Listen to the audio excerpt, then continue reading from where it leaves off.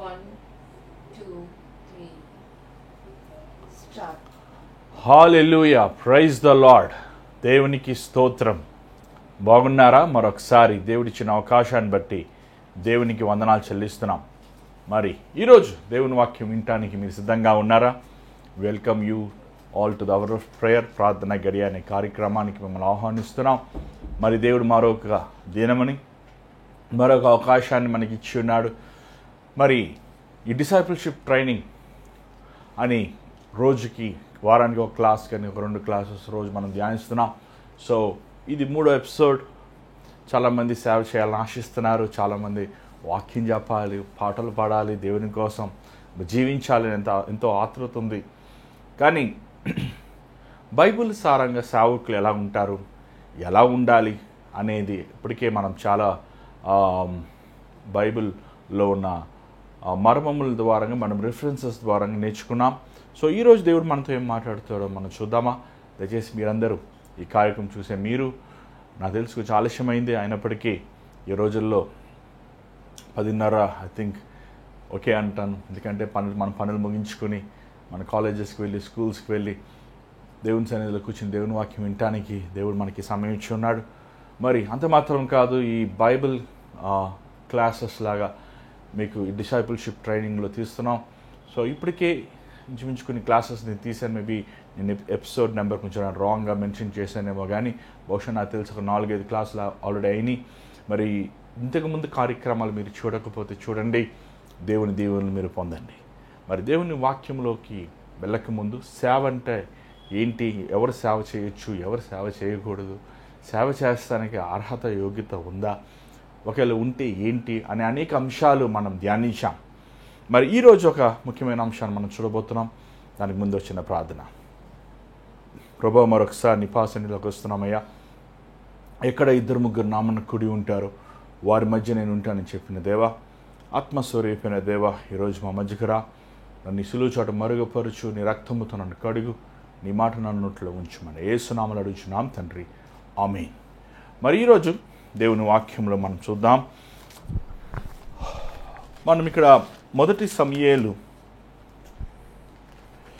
19వ అధ్యాయము, మొదటి సమూయేలు 19వ అధ్యాయము. మీరు కూడా మీ బైబిల్ తెచ్చుకోండి, మాతో పాటు మీరు కూడా కలిసి చదువుతాం, బాగుంటుంది, నేర్చుకుంటానికి అనుకూలంగా ఉంటుంది. బైబిల్తో పాటు ఒక నోట్స్ రాసుకునే అలవాటు మీరు అభ్యాసం చేసుకోండి. మరి 19వ అధ్యాయము 20వ వచనం నుంచి చదువుదాం. దయచేసి మీ బైబిల్ కూడా మీరు చూడండి, మనందరం కలిసి చదువుదాం. దావీదును పట్టుకొనుటకై సౌలు దూతలను పంపెను. వీరు వచ్చి ప్రవక్తలు సమాజముగా కూడుకొని ప్రకటించుటయు, సమూయేలు వారి మీద నాయకుడిగా నిలుచుటయు చూడగా ఇక్కడ ఒక మాట మనం చూస్తున్నాం. ఏమండి? సమాజముతో ఉన్న గ్రూప్ ఆఫ్ ప్రాఫిట్స్. తెలుగులో ఏముంది స్పష్టంగా చెప్పండి ఒకసారి. ఆ మాట ఒకసారి చూడండి. ఇందాక చదివారు కదా, దావీదును పట్టుకొనుటకై సౌలు దూతలను పంపెను. సమాజముతో వీరు వచ్చి ప్రవక్తలు సమాజముగా కూడుకొని సమాజముగా కూడుకొని ఏ గ్రూప్ ఆఫ్ ప్రాఫిట్స్. ఏమండి? ఇదే మాటను మనము Elisha, the company of profits, ఏమండి, ద ఫెలోషిప్ ఆఫ్ ప్రాఫిట్స్. యాక్చువల్గా ఈ ప్రాఫిట్స్ అనేది ప్రవచనము చేసేవారు అనేది మనం చూస్తున్నాం. వెంటనే ప్రవచనం చేసేవారంటే ఈరోజు ఏమండి, దేవుడు మీకు ఇల్లు ఇస్తాడు, వాకిళ్ళు ఇస్తాడు, ఇచ్చేస్తాడు, అంతా డబాల్ కొట్టేస్తుంటారు. అది కాదండి. చూడండి, ఒక నిజమైన ప్రవచనము is to preach what is in the God's heart. దేవుని హృదయములో ఉన్న మాటలు ఒక ప్రవక్త బోధిస్తాం. ఇప్పుడు ఏమిటి, మీకేం చేస్తున్నాను నేను? వాక్యాన్ని బోధిస్తున్నాను.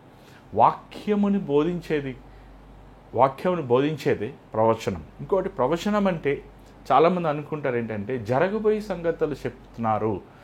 జరగబోయే సంగతులు చెప్పేవి ఏమండి ఎంతవరకు కరెక్ట్ అని మనం చెప్పలేము. ఎందుకంటే మనం ఇర్మియా గ్రంథం చూసినట్లయితే 70 సంవత్సరముల్లో యెరూషలేము మందిరం మళ్ళీ కట్టబడుతుంది అని అంటారు.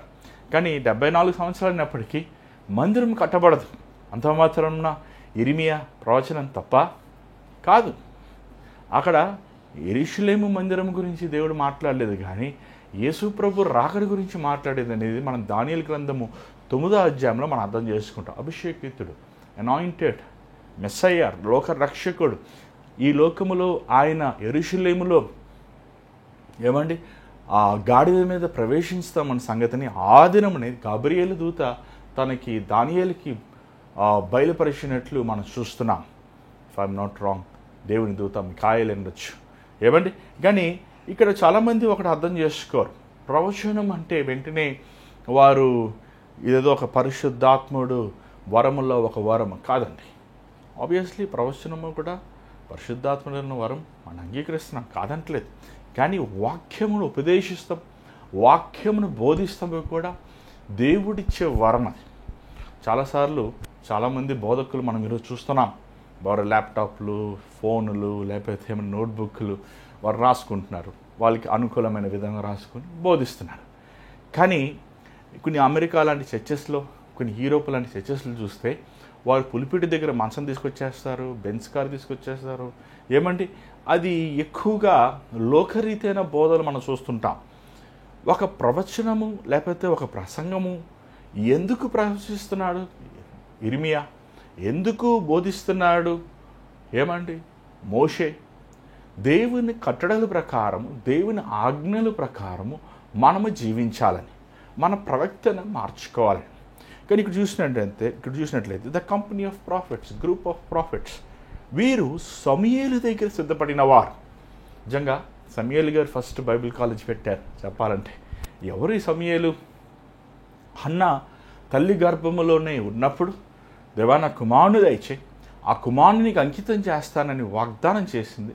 ఆ వాగ్దానం ప్రకారం దేవుడు ఆమెని గర్భముని దీవించాడు, ఆమెకు కుమారుడు పుట్టాడు. ఆ కుమారుడిని దేవుని మందిరంలో ఇచ్చి ఆయన ఒక పరిశుద్ధుడిగా, యథార్థపరుడుగా సమూయేలు పలికిన ప్రతి మాట నెరవేరింది. సమూయేలులో మనం ఎలాంటి విధమైన ఒక బలహీన దోషం మనం చూడలేమని. ఎందుకంటే సమూయేలు చిన్న వయసు నుంచే దేవుని కోసము నమ్మకముగా, సంఘమంతా పాడైపోయినప్పటికీ, ఇశ్రాయేలీలందరూ నాశనమైనప్పటికీ, వారు వ్యభిచారము, భ్రష్టత్వము, తిరుగుబాటు స్వభావము, విగ్రహారాధన ఆ దినముల్లో అది సర్వసాధారణం అయినప్పటికీ సమూయేలు తన పరిశుద్ధతను కాపాడుకున్నాడు. అంత మాత్రము కాదు, తను సౌలుని అభిషేకించాడు, దావీదును అభిషేకించాడు, గొప్ప ప్రవక్త. కానీ అంత మాత్రం కాదు, ఈయన ప్రవక్తను సిద్ధపరిచాడు. మన బైబిల్లో మనం చూస్తున్నాం. అక్కడ చూసినట్లయితే 1 సమూయేలు 10వ అధ్యాయము 10వ వచనములో ఒక మాట మనం చూస్తున్నాం. ఒకసారి చూడండి. సమూయేలు సౌలు కోసం ప్రార్థించినప్పుడు, దేవుని ఆత్మ తను దర్శించినప్పుడు అక్కడ ఏం జరిగిందో చూడండి, ఒకసారి చదవండి. వారు ఆ కొండ దగ్గరకు వచ్చినప్పుడు ప్రవక్తల సమూహము అతనికి ఎదురుపడగా, అక్కడ చూసిన ప్రవక్తల సమూహము, ఏ గ్రూప్ ఆఫ్ ప్రాఫిట్స్. చూడండి, ఈరోజు చాలామంది సేవ చేయాలని ఆశిస్తున్నారు, కానీ ఎలా సేవ చేయాలనుకుంటున్నారు? ఈరోజు సేవ చేయాలంటే మనకు కావాల్సిన రెండు. ఒకటి యూట్యూబ్, ఫేస్బుక్, సోషల్ మీడియా. రెండోది ఏంటంటే టాలెంట్. మనకు పాట పాడటం వస్తే, గిటార్ వాయిస్తూ వస్తే, లేదా చక్కగా మాట్లాడగలిగితే ఓకే డన్. ఏమండి, అలాంటి సేవకులు, అలాంటి సేవ దేవుడు మెచ్చాడు. ఒక సేవ చేయాలని ఆశించబడిన వాడు ఒకడు సేవకుడి కింద నల్లగొట్టబడాలి, విరగ్గొట్టబడాలి. ఏమండి, మీరు స్కూల్కి వెళ్ళకుండానే చదువుకోగలరా? స్కూల్కి వెళ్ళకుండానే నేర్చుకోగలమా? స్కూల్కి వెళ్ళకుండానే ఐఏఎస్ ఆఫీసర్ అవుతారా? స్కూల్కి వెళ్ళకుండానే డాక్టర్ చదవగలమా? సేవకుడు అంతే. ఒక సేవ చేయాలని ఆశించిన వాడు ముందు ఒక సేవకుడి కింద వెర్రగొట్టబడాలి, నల్లగొట్టబడాలి. సమూయేలు ఎలాంటి ట్రైనింగ్ ఇచ్చాడు? ఈరోజు మనకులాగా యూట్యూబ్ లాంటి ట్రైనింగ్ ఇచ్చాడా? లేకపోతే మన సిలబస్ ఫామ్ చేసి, అయ్యా మీరందరికీ బీటీహెచ్, మీరందరికీ ఎంటీహెచ్, మీరందరూ పిహెచ్ఈలు, మీరందరూ డాక్టరేట్లను చెప్పాడా? కాదు. ఏమండి, మన జాగ్రత్తగా చదివినట్లయితే 1 సమూయేలు 19వ అధ్యాయము 1 సమూయేలు 19వ అధ్యాయము కొంచెం మనం ముందుకు వెళ్దాం. 22వ వచనం చదవండి. కడవరిసారి తానే రామాకు పోయి సేకు దగ్గరనున్న గొప్ప బావి వద్దకు వచ్చి సమూయేలును దావీదును ఎక్కడ ఉన్నారని అడగగా ఒకడు రామా దగ్గర నాయోతులో వారున్నారని చెప్పాను. నాయోతు అంటే హిబ్రూ భాషలో ఏమండి నివాస స్థలము. అంటే చరిత్రలో మనం చూస్తాం రామా అనేది, నాయోతు అనేది సమూయేలు ఉండే నివాస స్థలం, తన ఇల్లు. సమూయేలు సేవకుల్ని ఎక్కడ సిద్ధపరుస్తున్నాడు? తన ఇంటి దగ్గర. ఏమండి ఈరోజు చాలామంది సేవ చేయాలని ఆశిస్తారు, కానీ సేవకులకు సిద్ధపడాలని ఆశిస్తారు, కానీ వాళ్ళ ఇంటిని వదిలిపెట్టరు, వాళ్ళ నాన్నగారిని వదిలిపెట్టరు, వాళ్ళ అమ్మగారిని వదిలిపెట్టరు, వారికి ఇష్టమైన ఆహార పదములు వదిలిపెట్టరు. కష్టాలు, బాధలు, వేదనలు, అహము, గర్వము, స్వార్థము ఏమండి వదిలిపెట్టరు. చాలాసార్లు చాలామంది ఈరోజు చేసి మనం చూస్తున్న సేవకులు వాళ్ళు సిద్ధపడని సేవకులు. అంటే దేవుడు వారిని పిలిచినప్పటికీ వారు సిద్ధపడలేదు. వాళ్ళు ఏమండి కాలేజీకి వెళ్ళి డాక్టర్ చదివి ఆ డాక్టరు ఎగ్జామ్ పాస్ అయ్యి మళ్ళీ ఒక సూపర్వైజర్ కింద పనిచేసి 10 సంవత్సరాలు 20 సంవత్సరాలు పనిచేసి తిట్లు తిని అవమానించబడి ఏమండి ఆ డాక్టర్కి వెంటనే డాక్టర్ అవ్వాలి అని ఆశించిన ఆయన డబ్బులు ఇచ్చి సర్టిఫికేట్ కొనేసుకొని ఏమండి పెద్ద ఆ డబ్బులు ఉన్నాయి కాబట్టి హాస్పిటల్ కట్టేసుకొని ఆపరేషన్ చేసిన ఆయనకి ఈయనకి డిఫరెన్స్ ఉంటుందా? ఖచ్చితంగా ఉంటుంది. ఏమండి చెన్నైలో డాక్టర్ చెరియన్ గారిని ఉండేవారండి.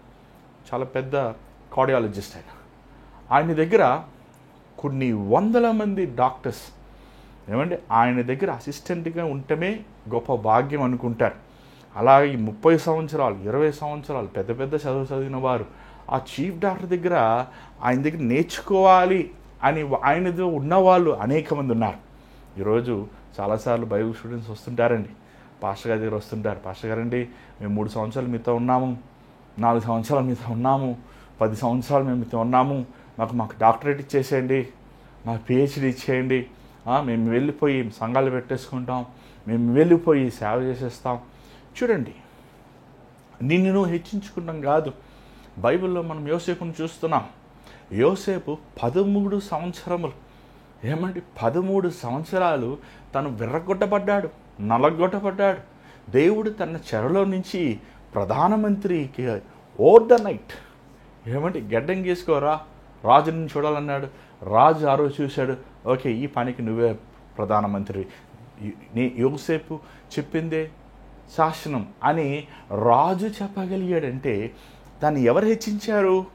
దేవుడు హెచ్చించాడు.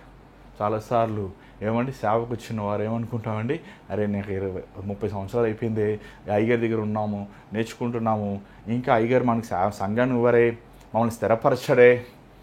ఏమండి స్థిరపరిచేది నువ్వు ఉన్న కాపరి దగ్గర కాదు, కానీ నిన్ను స్థిరపరిచేది దేవుడు. చూడండి కొంతమంది చాలాసార్లు మనం అనుకుంటుంటాం, అరే 10 సంవత్సరాలు అయిపోయినా, లేకపోతే 3 సంవత్సరాలు అయిపోయినా, లేకపోతే 5 సంవత్సరాలు అయిపోయినా ఇంకా నేను అభివృద్ధి పొందలేదే. అయ్యో మొన్నే వచ్చాడు ఒక కుర్రాడు, చక్కగా పాటలు పాడుతున్నాడు, చక్కగా డ్యాన్సులు ఆడుతున్నాడు, స్టేజ్ మీద చక్కగా వాయిద్యాలు వాయిస్తున్నాడు, చక్కగా ప్రసంగాలు అదరగొట్టేస్తున్నాడు. అరే మనం ఇన్ని సంవత్సరాలుగా సేవలో ఉన్నామే, దేవుడు ఏంటి మనల్ని చూస్తలేదా, దేవుడు ఏమన్నా మనల్ని మర్చిపోయాడా అని ఆలోచనలు వస్తుంటాయి. కానీ బైబిల్లో మాట రాయబడింది, బలిష్టమైన దేవుని చేయి అణిగమని ఉండము, తగిన సమయంలో నువ్వు హెచ్చించబడతావు. ఏమంటే చాలాసార్లు మనము జ్యువెలరీ షాప్స్కి వెళ్తుంటారు కదండి. చాలాసార్లు జ్యువెలరీ షాప్స్లో మనకి డైమండ్స్ ఉంటాయి, గోల్డ్ ఉంటుంది. కానీ జ్ఞానమైన వారు గోల్డే కొనుక్కుంటారు, డైమండ్స్ ఎవరు కొనుక్కోరు. ఎందుకు చెప్పండి, మనకి డైమండ్స్కి ఎవరైనా లోన్ ఇస్తారా? ఇవ్వరు. గోల్డ్కి అయితే లోన్ ఇస్తారు. కాబట్టి గోల్డ్ డబ్బులు ఉన్నప్పుడు 10 రూపాయలు వేసుకొని కొని పెట్టుకుంటారు, డబ్బులు అవసరమైతే లోన్ పెట్టుకుంటుంటారు. కానీ మన దగ్గర కొట్లో ఉన్న డైమండ్లు అవి ఫ్యాక్టరీలో మ్యానుఫ్యాక్చర్ డైమండ్లు, కానీ అసలైన డైమండ్లు ఉంటాయండి.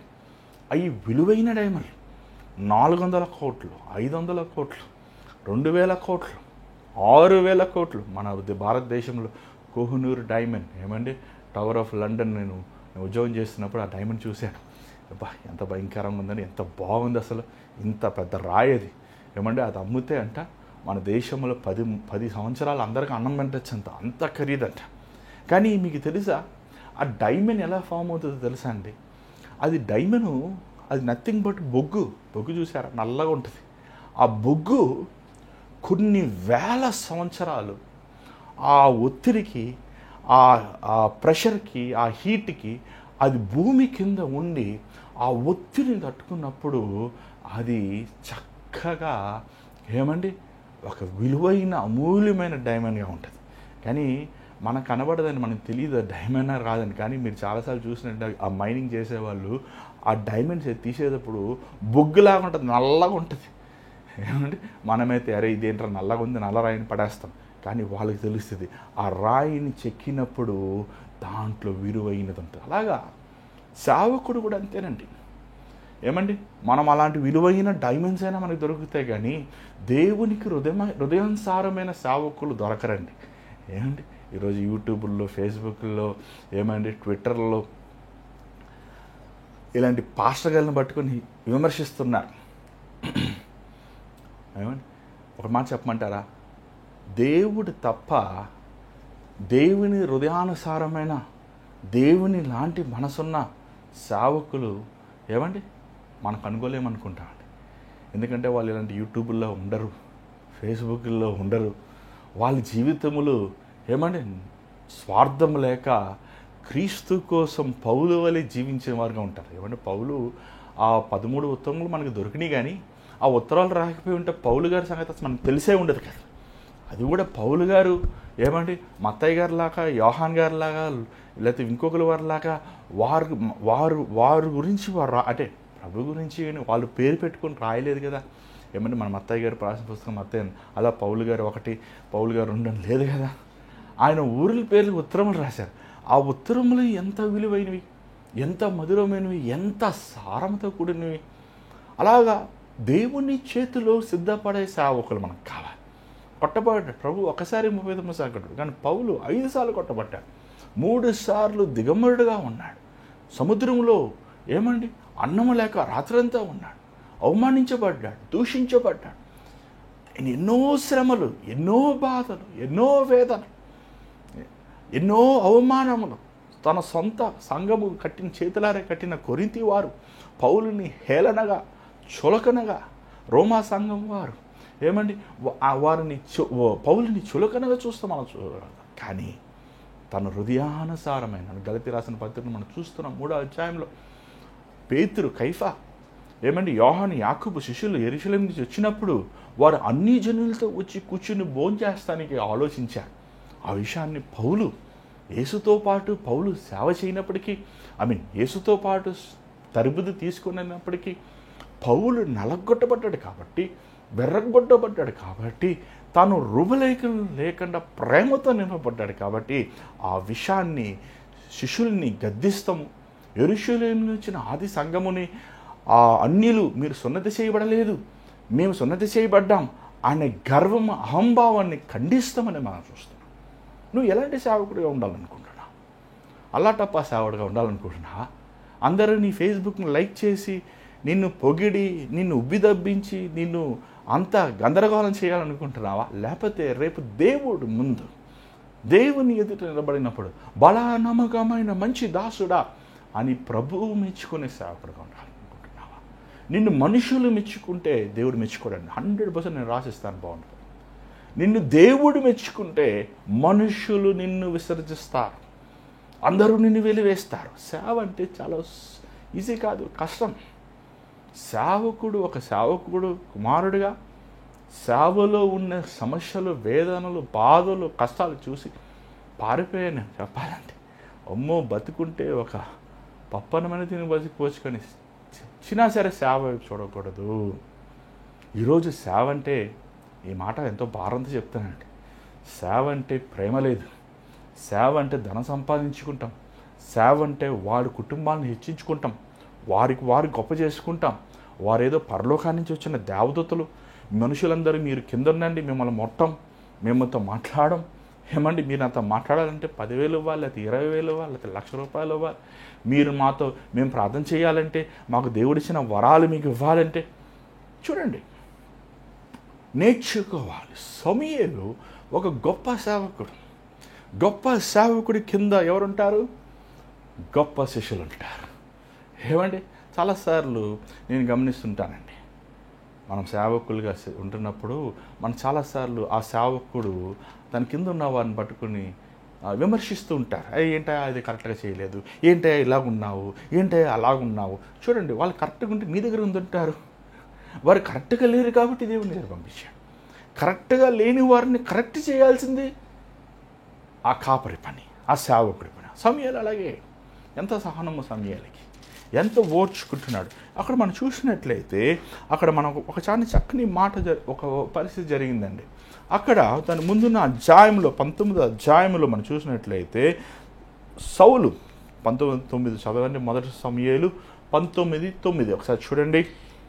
యెహోవా యొద్ద నుండి దురాత్మ సౌలు మీదకి వచ్చెను. సౌలు ఈట చేత పట్టుకొని యెహోవా యొద్ద నుంచి దురాత్మ వస్తుంది ఏంటండి బాబు? బైబిల్లో ఒక మాట ఉంది, నీ కాలగతులు యెహోవా చేతిలో ఉన్నాయి. ఒకవేళ ఈరోజు నీ చివరి రోజు అనుకో, దేవుడు నియమించాడు అనుకో, దేవుడు నిన్ను చంపడు, మరణదూతని చంపుతుంది. యోబు శోధించబడతాం దేవుని చిత్తమా సాతాను చిత్తమా? దేవుని చిత్తం. అది దేవుడు అంటాడు సాతానుతో, తన ప్రాణముని నువ్వు ముట్టవద్దు. మన పౌలు సంగతి చూస్తాం. పౌలు అంటే, అపవాదితో నేను శోధించబడుతున్నాను, నాకు దేవుడు ఒక ముళ్ళు పెట్టాడు, నా కృప నీకు చాలును. ఏమంటే దేవుడు మన కొన్నిసార్లు మన జీవితం అనుమతిస్తాడు, దేవుడు మనల్ని శోధించడు. కానీ దేవుడు శోధన మార్గముల్లో మనల్ని నడిపిస్తాడు. చాలాసార్లు చాలామంది తప్పైన అభిప్రాయం పెట్టుకున్నారు. యేసుప్రభు నమ్ముకుంటే మాకు గవర్నమెంట్ ఉద్యోగాలు వచ్చేస్తాయి, యేసుప్రభు నమ్ముకుంటే నాకు అభిషేకం వచ్చేస్తుంది, సేవ చేస్తే ఫైర్ వచ్చేస్తుంది, సేవ చేస్తున్నాను కాబట్టి నా ఇంట్లో అందరికీ కోటి రూపాయలు డబ్బులు వచ్చేస్తాయి, నేను సేవ చేస్తున్నాను కాబట్టి ఏం చెప్తే నెరవేరైపోతుంది అని ఒక ఊహలో, ఒక భావంలో ఉంటుంటారు. చూడండి, నిజమైన సేవ శ్రమలతో, బాధలతో, అవమానములతో, నిందలతో ఉన్నది. సమూయేలు జీవితం ఒక సులువైన జీవితం కాదండి. సమూయేలు తను ఒక బాలుడిగా ఏలియా దగ్గర పరిచయం చేస్తున్నాడు. ఏలియా కుమారులైన హోఫ్ని, ఫినెహాసు వారు దుర్మార్గులు అని బైబిల్లో రాయబడింది. అంటే వారు, ఆ బాలుడైన సమూయేలు తన కళ్ళు ఎదుటంగా దేవుని మందిరములో వ్యభిచారము జరుగుతాం, దేవుని మందిరములో అన్యాయం అక్రమం జరుగుతాము తన నేత్రములతో తను చూశాడు. కానీ ఈరోజు మనలాంటి సంఘములు కానీ, బోధించే బోధకులు కానీ, బైబిల్ కానీ, ఏమని కనీసం పరిశుద్ధాత్ముడు కానీ ఆ రోజు లేరు.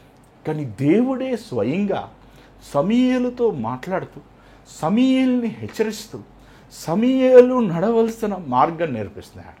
సమూయేలు ఎవరి దగ్గర ట్రైనింగ్ అయ్యాడు? ఏలియా దగ్గర కాదు, దేవుడి దగ్గరే. ఆ సమూయేలు ఏం చేస్తున్నాడు? సేవకులను సిద్ధపరుస్తున్నాడు. మోషే ఎవరి దగ్గర ట్రైనింగ్ అయ్యాడు? ఏమంటాడు ప్రభు మోషేతో, మిరియాము అహరోనుతో ఏమంటాడు?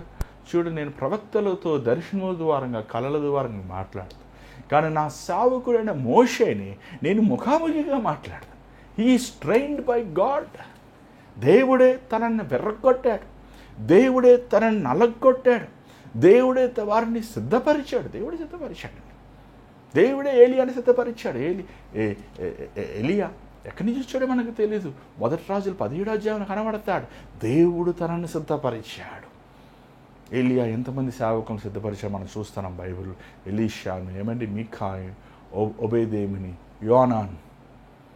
చూడండి, ఒక సేవకుడు నేను సేవ చేసేసాను, నేను సేవ ఉన్నాను చాలు అనుకుంటాం కాదు. నువ్వు మరణించే లోపల నీకు దేవుడిచ్చిన అభిషేకము మించి అభిషేకమును పొందిన సేవకులను సిద్ధపరచాలి. నేను గొప్పడైపోయాను, నేను అనుకునే సాధించా అనుకుంటే అది దేవుని ప్రణాళిక కాదు. ఇక్కడ మనం చూసినట్లయితే సౌలు పరిశుద్ధాత్మతో నింపబడ్డాడు. మన ముందున్న అధ్యాయాలు చూసినట్లయితే 9, 8, 9, 10లో చూస్తున్నాం. సౌలు హృదయాన్ని దేవుడు మార్చాడు, సౌలు ప్రవచనము చేశాడు, సౌలు దేవుని ఆత్మతో ఏమండి ఉన్నాడు. కానీ ఎప్పుడైతే సౌలు దేవునికి అవిధేయుడయ్యాడో, ఎప్పుడైతే లోబడతము విసర్జించాడో, అక్కడ మనం చూడగలుగుతున్నాం దేవుని ఆత్మ తనను విడిచి దురాత్మ తనలో ప్రవేశించింది. కానీ ఇక్కడ ఒక పాయింట్, ఈ దురాత్మ తనలో ప్రవేశించినప్పుడు తను స్థిమితంగా ఉండేది. ఇట్స్ టెంపరీ, కంటిన్యూస్గా లేదు దురాత్మ తనలో, టెంపరీ. దేవుడు కొన్నిసార్లు శోధిస్తాం నిమిత్తము సౌలు మీద దురాత్మ పంపించినప్పుడు ఆ దురాత్మ తనని చిత్రవాదం చేస్తూ ఉంటుంది, బలహీనపరుస్తుంటుంది.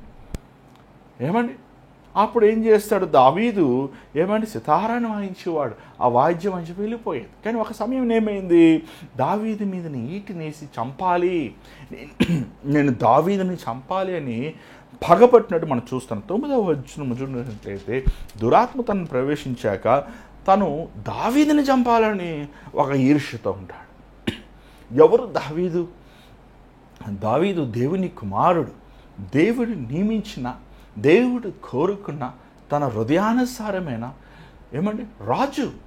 దావీదు కుమారుడే పిలువబడ్డాడు యేసుప్రభు. దావీదు పుట్టిన ప్రాంతంలో యేసుప్రభు బెత్లెహేములో పుట్టాడు. ఏమండి దావీదు బెత్లెహేములో ప్రభు జన్మించాడు. దావీదును దేవుడు కోరుకున్నాడు.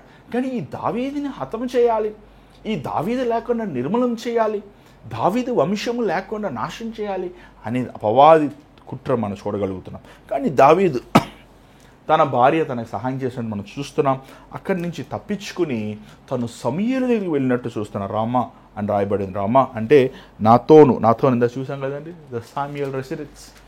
సమూయేలు దగ్గరికి పరిగెట్టినట్లు మనం చూడగలుగుతున్నాం. చాలాసార్లు మన జీవితంలో కష్టాలు ఉన్నప్పుడు, బాధలు ఉన్నప్పుడు, ఒక సేవకుడుగా, ఒక దేవుని బిడ్డగా ఏమంటే చాలాసార్లు మనం సేవ చేస్తున్నాం, సేవకుడిగా ఉంటున్నప్పటికీ లేకపోతే సేవలో మనం నేర్చుకుంటున్నప్పటికీ మనల్ని అనవసరమైన నిందలు ఉంటాయి.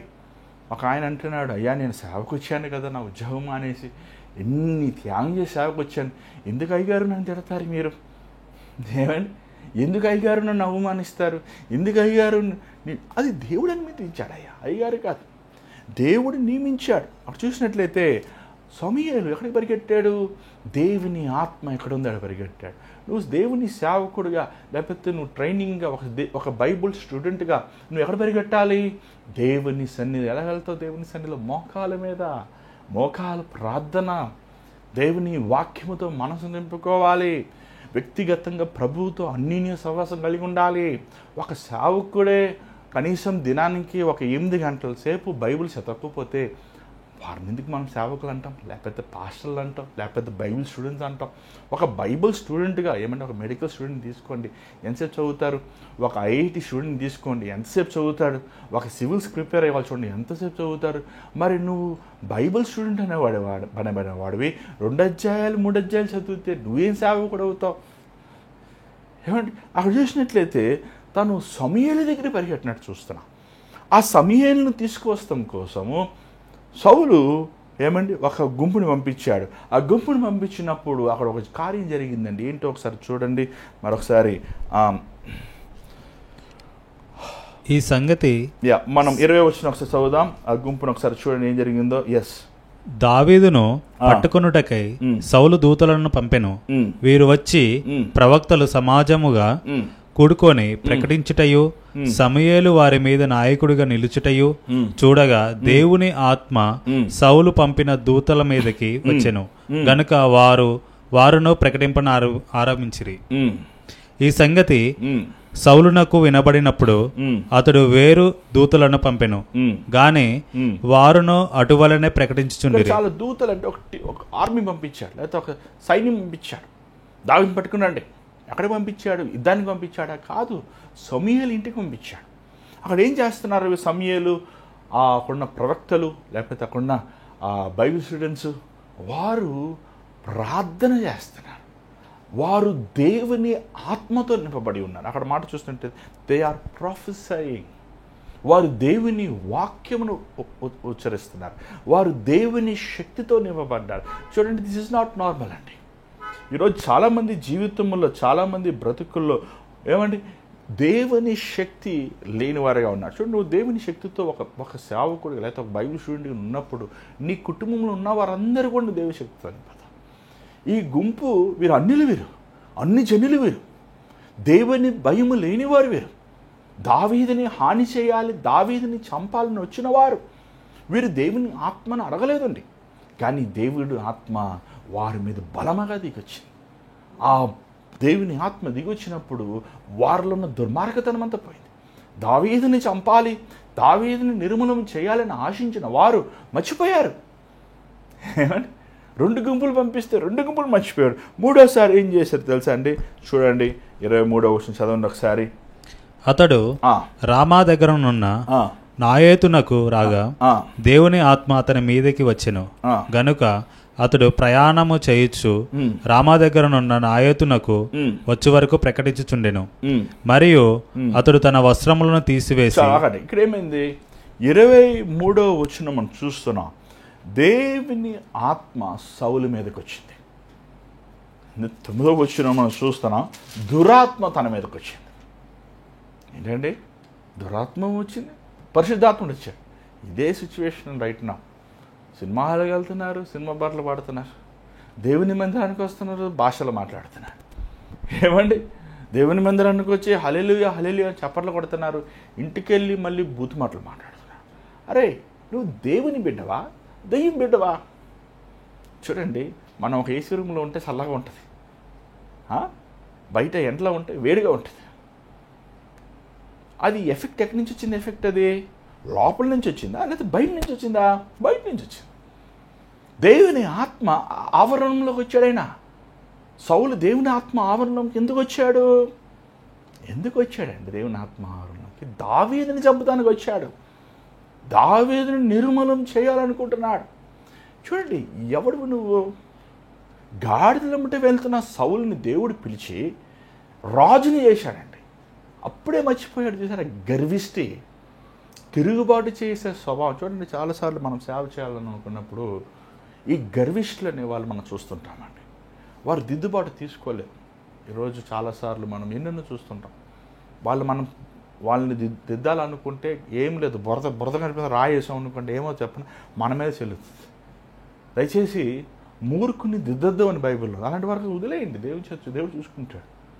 దేవుడు చూసుకుంటాడండి. వారు కాలం రాకముందే వాళ్ళు మరణిస్తారు. ఖచ్చితంగా దేవుని సేవతో, దేవుని గొర్రెలతో ఆటలాడేవారిని దేవుడు ఊరుకోడండి. సంగమకి శిరస్సు క్రీస్తు. దైవ భయము లేని సేవకుల్ని కానీ, దేవుని భయము లేని విశ్వాసాలు కానీ, దేవుని భయము లేని బైబిల్ స్టూడెంట్స్ని కానీ పిచ్చి పిచ్చి ఆశ లేదు, వెళ్ళిపోండి, బయటికి వెళ్ళిపోయి ఇష్టానుసారంగా ఉండదు, బెటరు. బైబిల్ హిబ్రీ రాసిన పత్రికలో రాయబడింది, దేవుని పని అజాగ్రత్త చేయువాడు శాపగ్రస్తుడు. సేవకానం చెప్పి వచ్చి నువ్వు అమ్మాయిలమ్మట మాట్లాడుతూ, అబ్బాయిలకి నువ్వు మెసేజ్లు పంపిస్తూ, ఏమండి ఈరోజు ఎంత అసభ్యమయ్యే జరుగుతున్నాయండి. సేవకనికి వచ్చి సినిమాలు చూస్తూ, సేవకని వచ్చి ఏమండి విచ్చలి వీడిగా దేవుని ధనమును సొమ్మును దోచుకుంటూ, దేవుని పనులని అజాగ్రత్తగా చేయువాడు శాపగ్రస్తుడు. పిచ్చి పిచ్చి ఆశ లేకూడదు. నువ్వు దేవుని లెక్క చెప్పాలి, మనుషుడికి కాదు. ఇక్కడ మనం చూసినట్లయితే ఈ సౌలు ఎంత గర్విష్ఠ అంటే, ఏ సమయాలైతే తను అభిషేకించాడో, ఏ సమయాలైతే రాత్రంతా తను మాట్లాడాడో, ఏ సమయాలైతే తనతో ఏమండి దేవుని సన్నిధి గోజాడాడో, ఆ సమయాల సన్నిధిలోనే దావీదుని నిర్మూలించాడు. పిచ్చివాడు కదండి. మనం దేవునికి విరోధంగా పోరాడగలమా? అందుకే దేవుడు ఏం చేశాడో చూడండి. దేవుడు ఏమండి అక్కడ చూడండి, చదవండి, అక్కడ ఏం జరిగింది. 24వ వచనం చదవండి.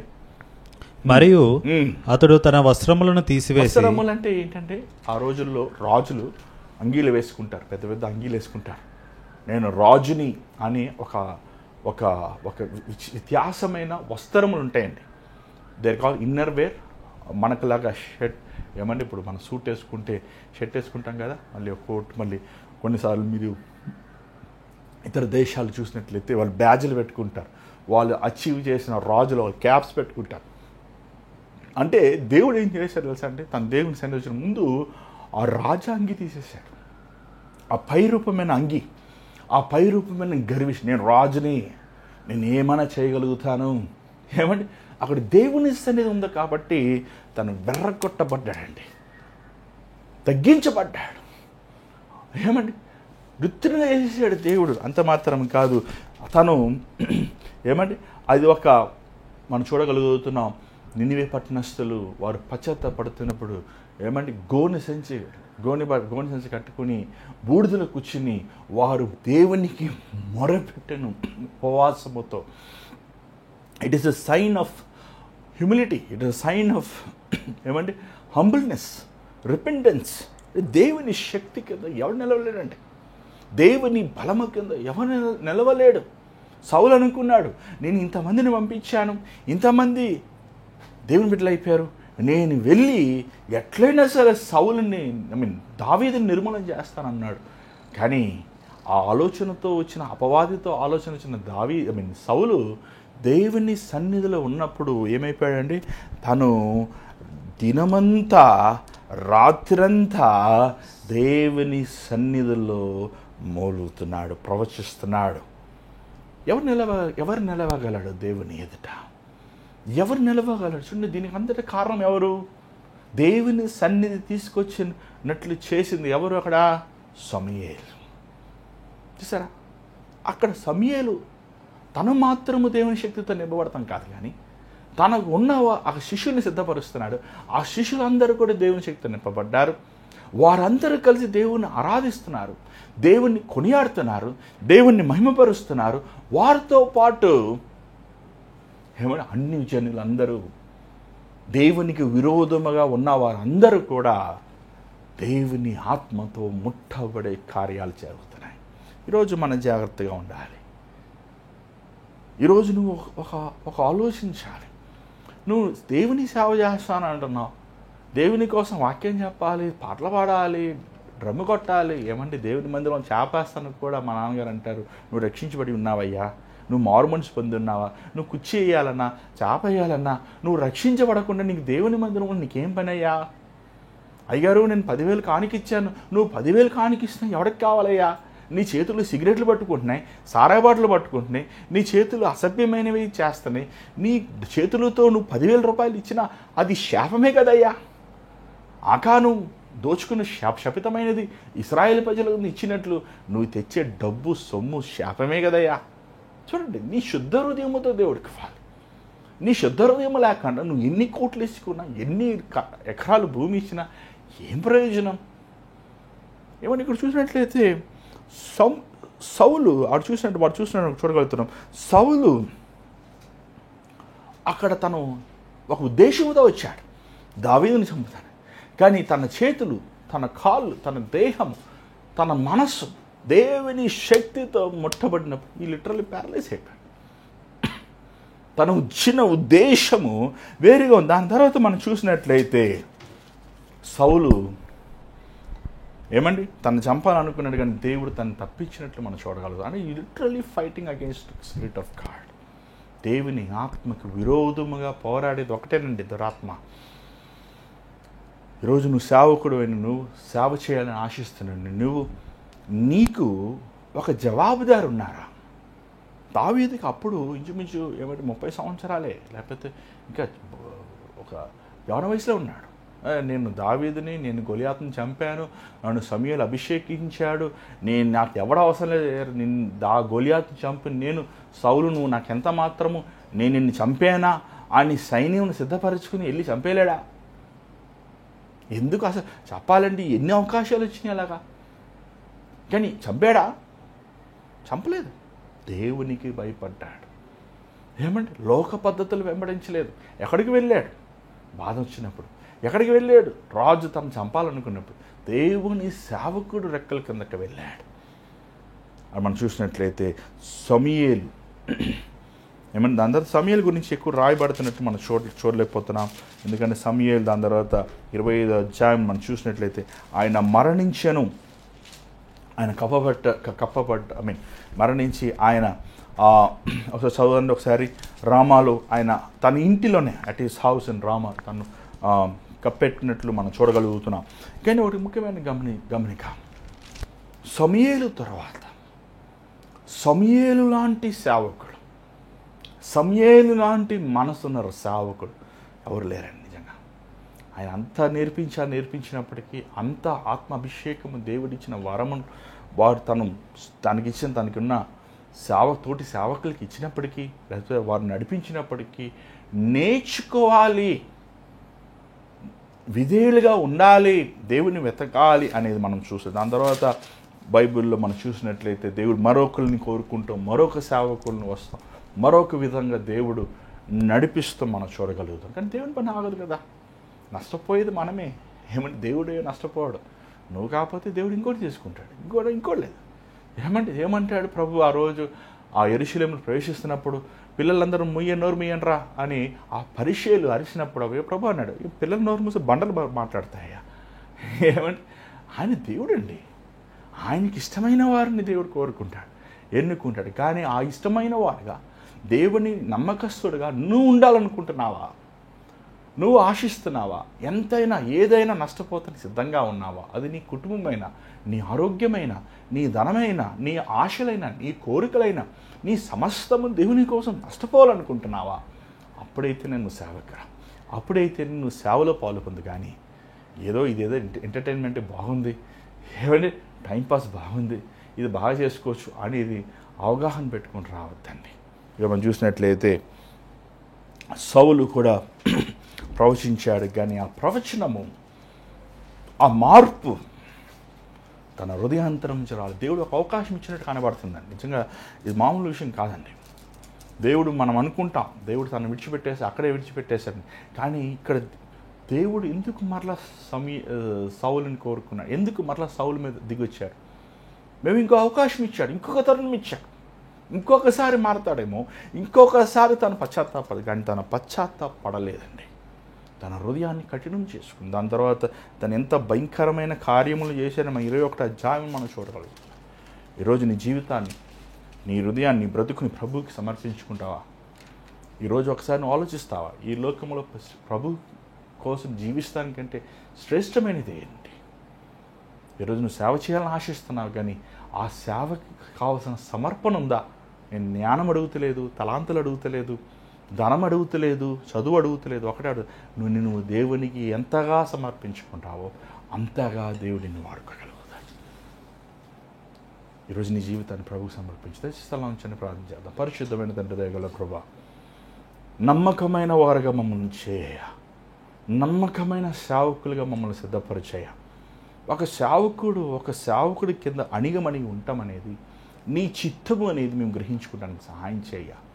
ఈరోజు ఎంతోమంది నాయన వారి ఊహకి, వారి ఆలోచనకి, వారి అవగాహనకి, వారికి ఇష్టమైనది చేసుకుని వెళ్ళిపోతున్నారు. కానీ తండ్రి, యథార్థమైన వారుగా తోటి సేవకుడికి లోబడాలి, తోటి సేవకుడిని ప్రేమించాలి, గౌరవించాలి, ఒకరి కింద అణిగిమణిగి ఉండాలి, ఒక క్రమశిక్షణ మనం పొందుకోవాలి, ఒక తరబితి తీసుకోవాలి, అహము స్వార్థము చంపుకోవాలి, దేవునికి సంపూర్ణమైన సమర్పించుకోవాలనే అవకాశము లేనివారు, ఆలోచన లేనివారు ఈరోజు చాలామంది ఉన్నామయ్యా. దేవ, మమ్మల్ని క్షమించిన ఆయన, మమ్మల్ని కడుగున ఆయన. అయ్యా, కుమ్మరవాడి చేతులు మట్టి బెర్రకొట్టబడుతున్నప్పుడు, నలకొట్టబడుతున్నప్పుడు, దాంట్లో ఉన్న కల్మషములన్నీ నువ్వు తీస్తున్నప్పుడు తండ్రి, అది విలువైనవదిగా, సువర్ణములే ప్రకాశించేదిగా, ఆ కుమ్మరవాడు తన ముఖకాంతి కనబడే వరకు తన్ని శుభ్రం చేసి తను రూపిస్తాడనేది మేము గ్రహించుకుంటానికి సహాయం చేయ. నువ్వు మమ్మల్ని బాధ పెడుతున్నావు. ఈ సేవలో ఈ కష్టాలు, ఈ సేవలో ఈ కరువు, ఈ సేవలో ఈ సిగ్గు, ఈ సేవలో ఈ నింద అని నిన్ను దూషించేవారుగా మేము ఉండకూడదు ప్రభువా. వెర్రగొట్టిన ఆయన మమ్మల్ని అహము, గర్వము, స్వార్థము, లోభము, లోకము, పాపము నుంచి మమ్మల్ని పరిశుద్ధపరిచిన ఆయన, కడుగున ఆయన. ఈరోజునైనా ఈ కార్యక్రమం చూస్తున్న ప్రతి ఒక్కరు నీ ఆత్మతో ముట్టునైనా, మా దేహము తండ్రి నీ ఆత్మకి నిలయమగా, నీ పరిశుద్ధాత్మను దుఃఖపెట్టే కార్యము మేము ఏమి చేయకూడదయ్యా, ఆలోచించకూడదయ్యా, చూడకూడదయ్యా, మాట్లాడకూడదు ప్రభా, నిన్ను విసిగించకూడదు ప్రభా. కుక్కుకున్న విశ్వాసము దేవా మాకు దయచేయనైనా నీ ఎదుట నమ్మకమైన వారుగా చేతులు కట్టుకుని చేయవలసినది మాత్రమే చేశాము యజమానుడా అని చెప్పే అర్హత, యోగ్యత మాకు దయచేయనైనా దేవా. ఈరోజు ఈ కార్యక్రమం చూస్తున్న నీ బిడ్డలతో మాట్లాడు ప్రభా. ఇది మా ద్వారంగా అసాధ్యము తండ్రి, మాకు శక్తి లేదు నాయన. మేము అనేకసార్లు ఆలోచిస్తున్నాం, వెనక్కి వెళ్తున్నామయ్యా. కానీ నాయన, నువ్వు ముడితే, నువ్వు తాకితే, నువ్వు వెరక్కొడితే, నువ్వు మమ్మల్ని నలగొడితే, నువ్వు మమ్మల్ని నైనా నీకు ఇష్టమైనట్లు నువ్వు చెక్కగలిగితే, నువ్వు మా పట్ల కృప చూపిస్తే మేము మారగలమయ్యా తండ్రి. ఈరోజు ఈ కార్యక్రమం ద్వారా నీ హృదయానుసారమైన సేవకులుగా మేము సిద్ధపడటానికి సహాయం చేయండి. చేతి మీద మళ్ళీ కలుసుకున్న కృప చూపించమండి. యేసునామములో అడుగుచున్నాం తండ్రి, ఆమేన్. మరి ఈరోజు దేవుడు మీతో మాట్లాడంటే మనం తెలియపరచండి. మీ ప్రార్థన అవసరతలు స్క్రీన్ మీద కనబడే నెంబర్కి వాట్సాప్, వాయిస్ మెయిల్, కాల్ లేదా టెక్స్ట్ మెసేజ్ మీరు చేయొచ్చు. మీరు వాయిస్ మెయిల్ చేస్తే నేను మీకు జవాబిస్తాను, టెక్స్ట్ మెసేజ్ చేసి జవాబిస్తాను. మీరు నాతో మాట్లాడచ్చు, ఖచ్చితంగా ఎవరైనా మాట్లాడచ్చు ఏమండి. కానీ మీరు వాయిస్ మెయిల్ టెక్స్ట్ మెసేజ్ చేయండి, లేకపోతే బ్రదర్ కాల్ చేయండి అని చెప్పి నేనే మీకు వీలు చూసి కాల్ చేస్తాను. అందరితో ఒకేసారి మనం మాట్లాడలేం కదండి. ఖచ్చితంగా మీరు అంటున్నారు నేను బిజీగా ఉంటున్నానని. కాదండి, బిజీగా ఉంటాం కాదండి. ఏమండి, బిజీగా ఎలా ఉంటామండి? దేవుడు పిలిచిన పని దీనికి. కానీ చాలాసార్లు ఇలాగ రికార్డింగ్లు కానీ ఎక్కడన్నా పరిచయ రీతిగా బయటికి వెళ్ళాలి, కానీ ఇంట్లో కొన్ని పనులు బాధ్యతలు తండ్రిగా భర్తగా నాకు ఉన్నాయి కదండి. ఈ పనులన్నీ నేను చేయాల్సి వచ్చినప్పుడు కొన్నిసార్లు మీ కాల్స్ని మిస్ చేస్తే మరలా నేను కాల్ చేయలేకపోతున్నాను. అందుకని మీరు వాట్సాప్ చేస్తే ఖచ్చితంగా మీకు ఫోన్ చేసే ముందు నేను ప్రార్థన చేసుకొని మరలా మీతో మాట్లాడటానికి అనుకూలంగా ఉంటుందనేది మీరు గమనించండి. అంత మాత్రమే కాదు, గమనించండి ముఖ్యమైన విషయము, ఆదివారం ఎవ్రీ సండే హైదరాబాద్లో R3 బ్యాంక్వెట్ హాల్లో సండే ఆరాధన జరుగుతుంది. ఎంతోమంది దేవుడు విడుదల పరుస్తున్నారు, ఎంతోమంది దేవుడు స్వస్థపరుస్తున్నారు, ఎంతోమందికి దేవుడు ఆశ్చర్యమైన కార్యాలు చేస్తున్నాడు. మీరు కూడా మరి హైదరాబాద్ చుట్టుపక్కల ప్రాంతంలో ఉంటే R3 బ్యాంక్వెట్ హాల్ షేక్పేటలో ఉన్న ఈ హాల్లో మీరు కూడా రావచ్చు. బహుశా మరి ఈరోజు థర్స్డే, ఫ్రైడే, సాటర్డే మీరు ప్లాన్ చేసుకోవచ్చు. మీరు వచ్చి ముఖాముఖి కలిసి ప్రార్థన చేయించుకోవచ్చు. ఈ భారమైన పరిచర్లో దేవుడు మిమ్మల్ని ప్రేరేపిస్తే మీరు కూడా పాలు పొందవచ్చు. మీ విరాళముల ద్వారంగా మీరు పంపించే ప్రతి కానుక దేవుని సేవలు నమ్మకంగా వాడుతున్నామండి. మరి Google pay, PhonePe account numbers ద్వారంగా ఈ పరిచర్లో మీరు పాలు పొందవచ్చు. మరి దేవుని చేతి మీద కలుసుకుందాం. అందరు God bless you. Good night.